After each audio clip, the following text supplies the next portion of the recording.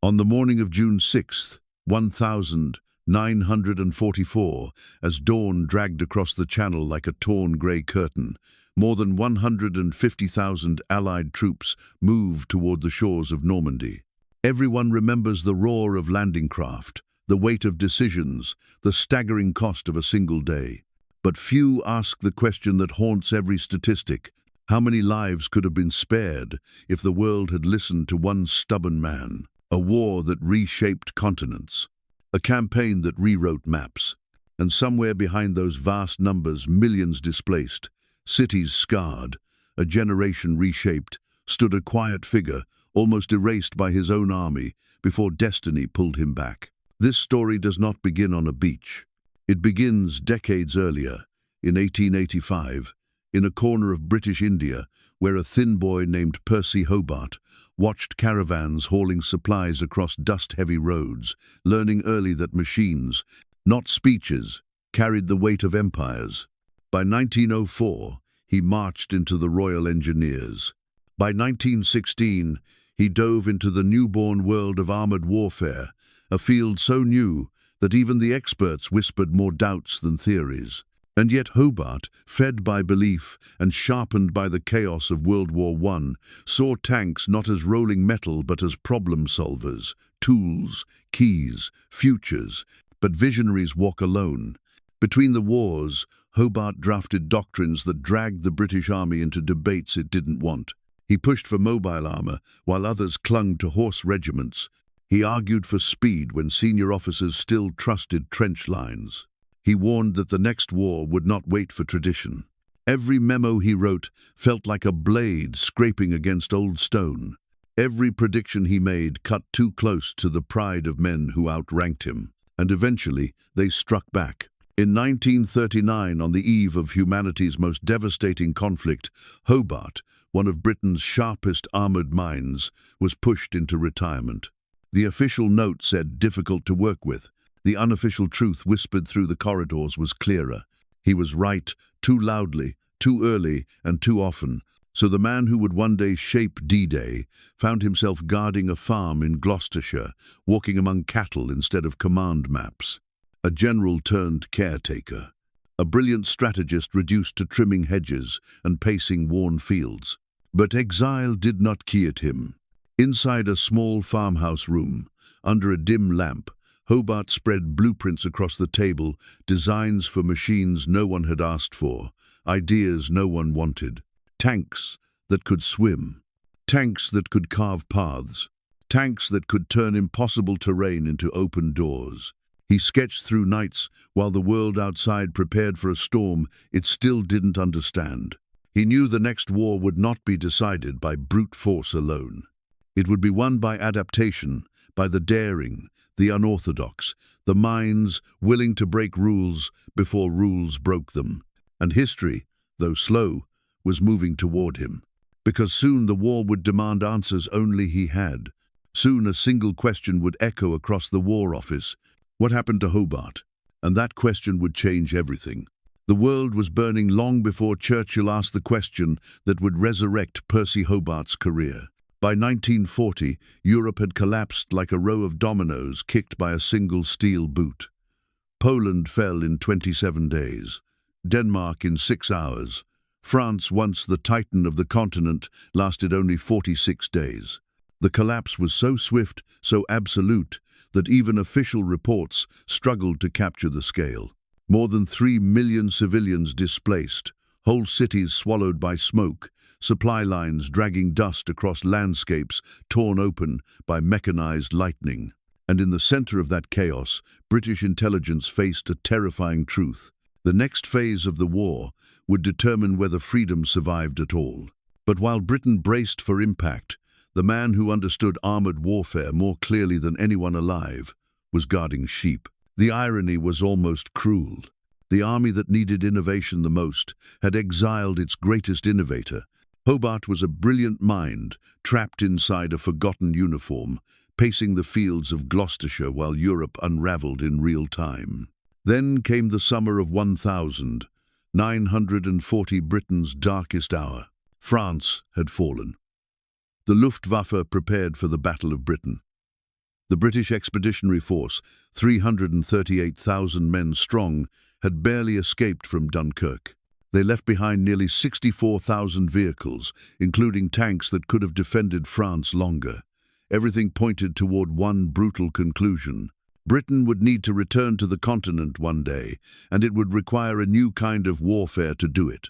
Inside the War Office, Winston Churchill scanned the names of officers once associated with armored innovation. Near the bottom of a forgotten list was a line that caught his eye. Percy Hobart retired. Churchill frowned. He did not forgive stupidity, and he despised waste. He barked at his staff. "Why is Hobart not in command?" A nervous silence followed. Someone finally muttered the sanitized version. "Personality issues, sir." Churchill's reply struck like a hammer hitting iron. "We are fighting for survival, not good manners. Bring him back." It was the summons that bent history back into shape. On November 19th, 1940, a telegram arrived at the farmhouse, where Hobart kept watch over a herd that didn't need him. His hands trembled as he unfolded the message, short, clipped, military. "Report to the War Office immediately." No explanation, no apology, just a door opening from the darkness into destiny. When he stepped through the doors of Whitehall, uniforms straightened as if some ancient force had entered. Hobart was older now, his face lined by disappointment, but his eyes sharp. Restless, fed by belief, told the truth. He was not done. History had simply taken too long to notice. Churchill himself briefed him. Britain needed a new armored division, fast, fierce, flexible, a formation capable of hauling blades across broken terrain, adapting to new threats, and answering the growing mechanized power of the Axis. Hobart wasted no time. He took command of the 11th Armored Division and tore through outdated practices like a firestorm through dry brush. Training tightened, tactics modernized. Officers unable to keep pace were reassigned. He demanded precision, mobility, combined arms, cohesion ideas that European armies were only beginning to understand. But Hobart's mind wasn't anchored in 1940. It raced ahead into futures others feared to imagine. He saw beyond battles. He saw obstacles, minefields, bunkers, waterways, reinforced lines, each requiring a specialized answer. He sketched blueprints in the margins of orders, drew concepts on blackboards during briefings, refining machines that could break the rules of terrain itself. And yet, even as his division sharpened under his relentless command, Hobart felt the gravity of an even greater storm forming across the Channel. He knew Britain would one day have to return to mainland Europe, not with hope, but with engineering. The kind of engineering capable of turning impossible coastlines into open doors. News from the continent reinforced that urgency. By 1941, the Eastern Front swallowed men and machines at a scale unseen in human history. The opening weeks alone consumed over 20,000 Soviet armored vehicles. Cities like Kiev and Minsk collapsed under mechanized pressure that seemed unstoppable. The war was no longer conventional, it was industrial, relentless, mathematical. A war measured in supply convoys and steel tracks, not cavalry charges. Britain needed inventions, not traditions. Solutions, not ceremony. And that truth hit the War Office with the force of inevitability. If the Allies were to storm a coastline fortified for 4 years, if they were to pierce concrete, barbed wire, mines, steel obstacles, they would need machinery, unlike anything the world had ever seen. They would need Hobart, and not just as a commander, as a creator, as a mind unbound by the limits of the ordinary. Thus, in early 1943, British High Command approached him again, not to lead a division into battle, but to build an entire arsenal of innovation, a formation whose purpose was not destruction, but breakthrough. A division not of tanks, but of ideas. The 79th Armored Division, a unit forged for one mission: prepare the tools that would crack open Fortress Europe. And as Hobart accepted the assignment, the world shifted. History inhaled. Because the next chapter, the creation of the machines no one believed in, was about to begin. Before D-Day earned its place in the textbooks, before the world watched Allied troops surge across the Channel, a quieter battle unfolded in the English countryside. A battle fought not with gunfire but with sketches, steel, and a stubborn refusal to accept the word impossible. By 1943, the war had already reshaped the planet. Cities across Europe lay in ruins. More than 60 million civilians were displaced. Entire coastlines had been wired, mined, fortified. German engineers had transformed the Atlantic Wall into a jagged barrier stretching 2,400 miles, reinforced by concrete bunkers, thick enough to withstand direct naval fire. A fortress built to break invasions before they began. And into that storm of statistics stepped one man with a pencil, a ruler, and a mind fed by belief. Percy Hobart. He knew the numbers. He knew what it would cost if infantry faced these defenses without specialized support. He'd seen the reports. Amphibious assaults in the modern era averaged casualty rates between 30% and 60%, depending on fortifications. The math was merciless. A landing on a mined, barricaded beach without mechanical breaching tools was not a strategy, it was a sentence. So Hobart began dragging dust across workshop floors, sketching machines that seemed to leap out of a different century, part engineering, part audacity, part prophecy. The first was the DD tank, the duplex drive, a steel giant wrapped in a collapsible canvas screen designed to float like an oversized raft. When officers first saw it, some laughed. A 30-ton tank floating on fabric? It felt like a joke told too close to the front lines. But when tests began, the laughter stopped. The tank glided across lakes with eerie grace, hauling blades of spray behind it, its tracks ready to drop and grip the beach the moment the screen fell. Then came the flail tank, a machine built to challenge the most terrifying statistic of the war. Germany had planted over 80 million mines across Europe by 1944. Infantry, clearing minefields by hand, suffered some of the highest casualty rates of the war. Hobart's answer was a tank with a spinning drum of heavy chains, slamming the ground ahead of it like a mechanical heartbeat. Each rotation carved safe lanes through deadly terrain. It looked absurd. It sounded violent. But it worked, turning what once took hours into minutes. Next was the AVRE Assault Vehicle Royal Engineers, a tank that carried a short-range mortar capable of blasting open reinforced positions that had resisted artillery for years, not to destroy landscapes, but to crack open bottlenecks, break bunkers, create openings. Hobart wasn't designing war machines. He was designing solutions. Then came the fascine carriers, tanks hauling massive bundles of timber to drop into trenches.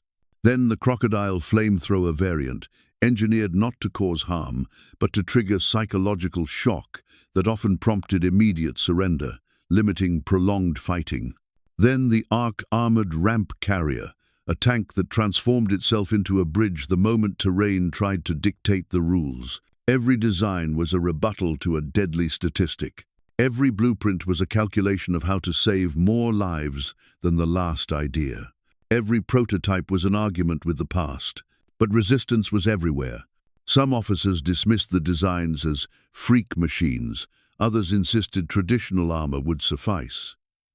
A few argued that engineering this elaborate had no place on a battlefield already drowning in complexity. Hobart stared them down. He didn't raise his voice. He didn't compromise. He simply pointed at the Atlantic Wall, the minefields, the ditches, the numbers, and reminded them that no infantryman, no matter how brave, could cross obstacles built to stop armies. He knew the truth. If the Allies were going to break into Europe, they needed tanks that didn't just fight, they needed tanks that solved. In the spring of 1944, the 79th Armored Division transformed from a collection of ideas into the most unusual armored force in history. When the final demonstrations were held, even the skeptics shifted uneasily. The machines worked. They solved every engineered barrier placed in front of them. They turned obstacles into stepping stones.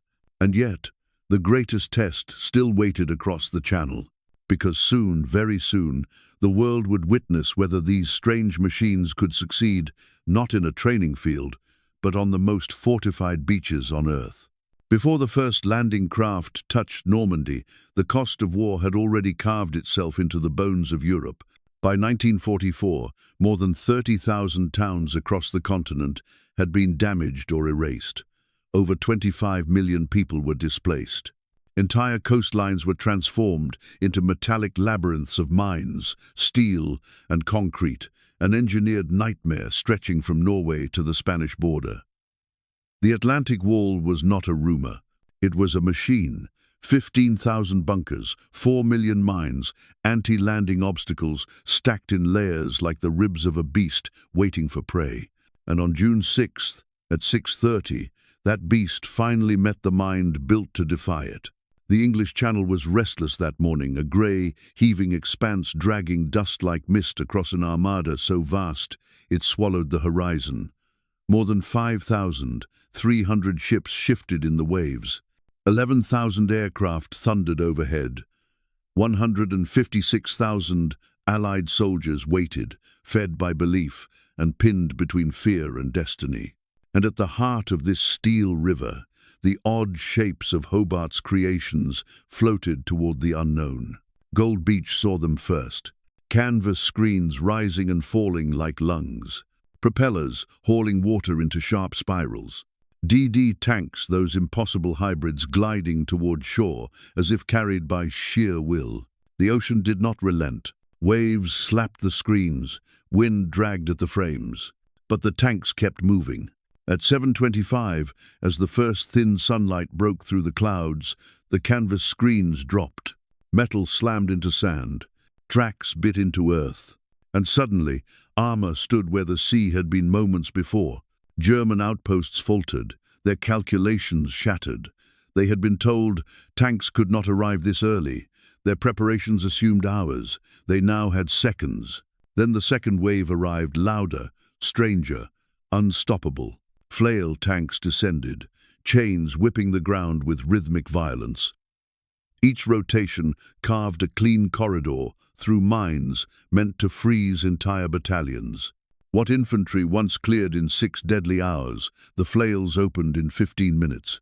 AVREs advanced behind them, short-barreled, blunt, carrying charges designed not for chaos, but for breakthrough.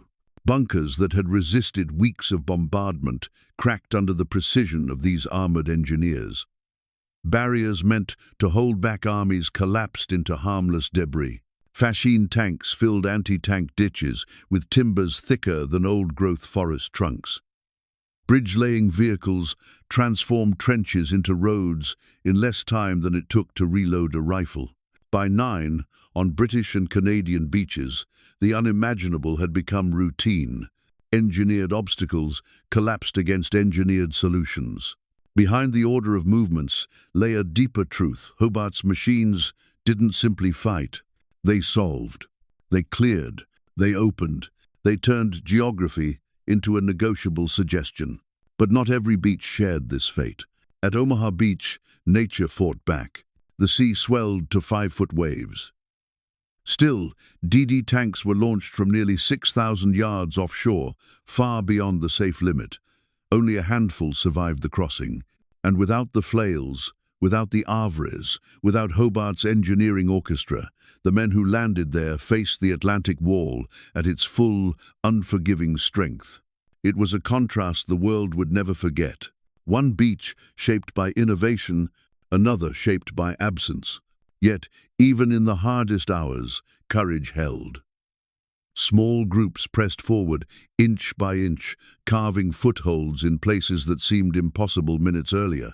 That morning, destiny did not bend because of luck. It bent because engineering had finally met its moment. And as the first secure beachheads formed, as reports flooded back across the channel, one truth echoed through every line of communication.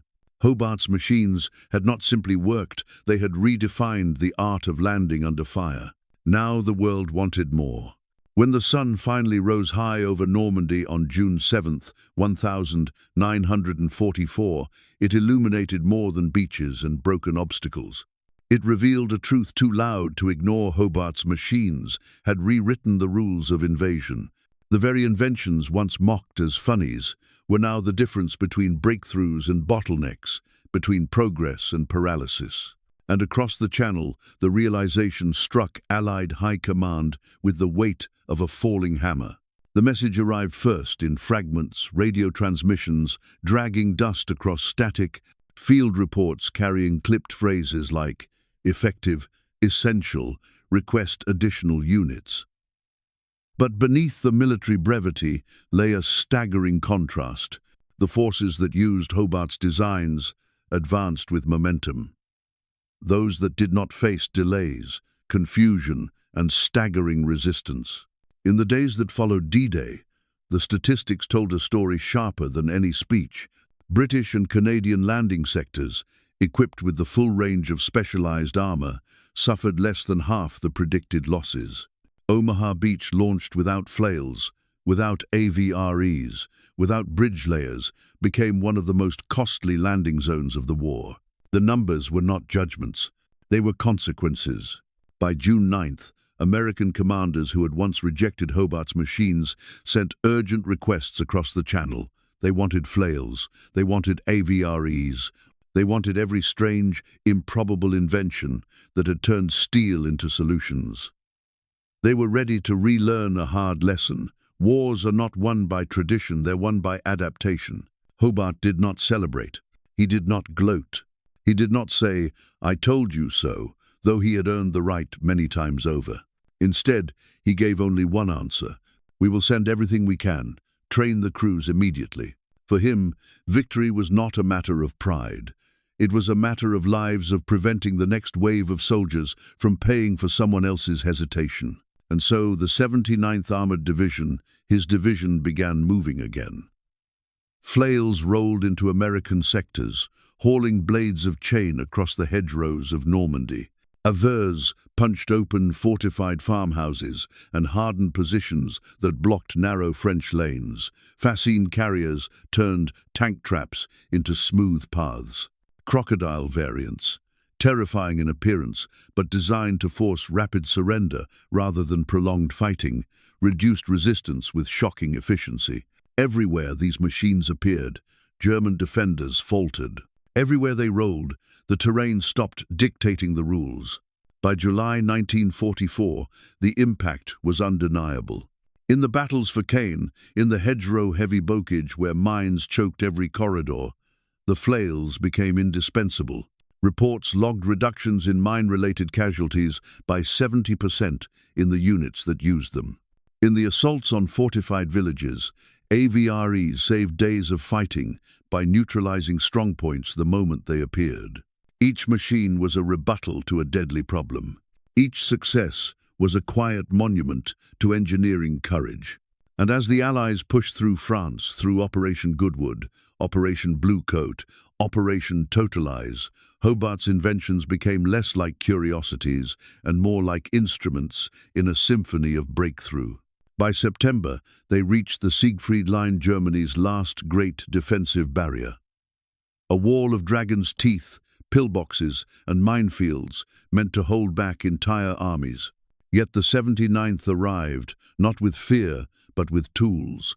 AVREs for the bunkers, crabs for the mines, arcs to cross trenches, conga devices to blast corridors through concrete.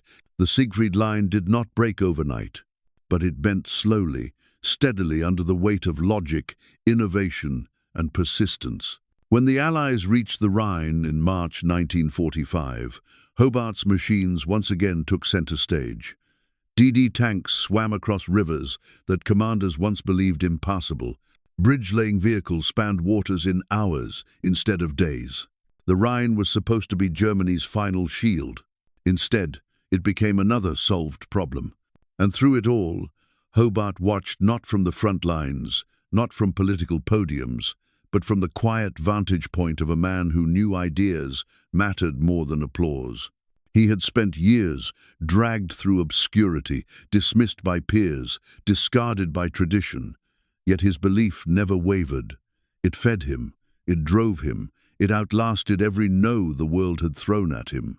In 1946, when the war ended and Europe tried to reshape itself from rubble, Hobart retired for the final time. But this time, he left honored, not forgotten. He left knowing thousands of soldiers would return home because a handful of strange machines had changed what was possible. He left knowing innovation had beaten arrogance. He left knowing that the greatest battles aren't fought with weapons, they're fought with imagination. The message his life carved into history was simple, sharp, and eternal. When the world calls an idea impossible, it's only because the right mind hasn't proven it yet. And Percy Hobart proved it on the day the sea opened its gates, and every moment after.